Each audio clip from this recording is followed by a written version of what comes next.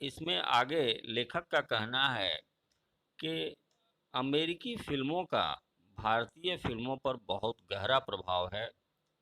प्रायः भारत में जो फ़िल्में बनती हैं, वह अमेरिकी फ़िल्मों की एक तरह से रीमेक होती है या उनकी नकल होती है।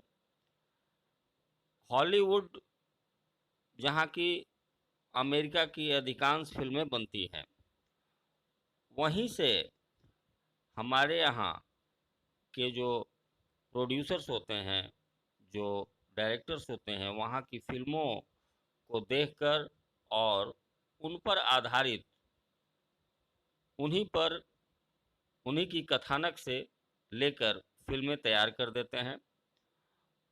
और यह हमें मालूम होना चाहिए कि अमेरिका की जो फ़िल्में होती हैं, वो एक बहुत अच्छा प्रारूप नहीं होती हैं हमारे लिए। और जो हमारे टेक्नीशियंस जो ब्लेम करते हैं कि हमारे पास टूल्स नहीं है, उपकरण नहीं है, यह भी करीब-करीब गलत है। क्योंकि हमारे पास जो उपकरण हैं, उनका हम अच्छी तरह इस्तेमाल करके या हमारे पास जो क्रेन शॉट्स होते हैं, जो ऊपर-नीचे कैमरा को करके जो शॉट्स लिए जाते हैं, उनका उपयोग करके हम बहुत ही उम्दा और अच्छी फ़िल्में बना सकते हैं।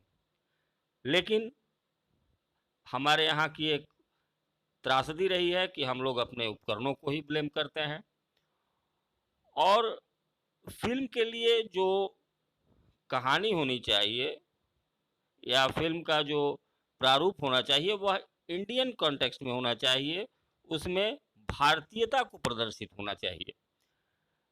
यह भी हमारे लेखक का कहना है। फ़िल्मों का एक बैकग्राउंड होता है और एक फ़ोरग्राउंड होता है। बैकग्राउंड अर्थात जो पृष्ठभूमि फ़िल्म की होती है और जो कहानी फ़िल्म में चलती है, वह आगे प्रदर्शित होती है। तो इन दोनों को ही भारतीय और भारतीयता से ओत-प्रोत होना चाहिए। राइटर का यह कहना है, चूँकि कहानी हम भारतीय रखेंगे, तभी उसमें भारतीयता की पुट आ पाएगी। हमारी कहानी को भी भारतीय परिप्रेक्ष्य में होना चाहिए।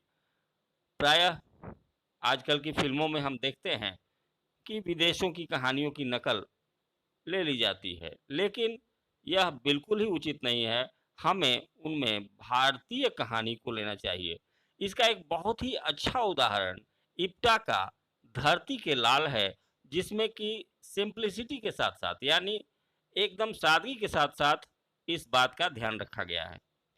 और आगे राइटर का कहना है कि सिनेमा का जो कच्चा माल एक तरह से या फिर उसका जो मुख्य तत्व है, वह जीवन होता है। स्वयं जीवन ही सिनेमा का आधार होता है, जीवन से ही सिनेमा बनती है और हमें इसके लिए अपनी आँखें खुले रखने की ज़रूरत है।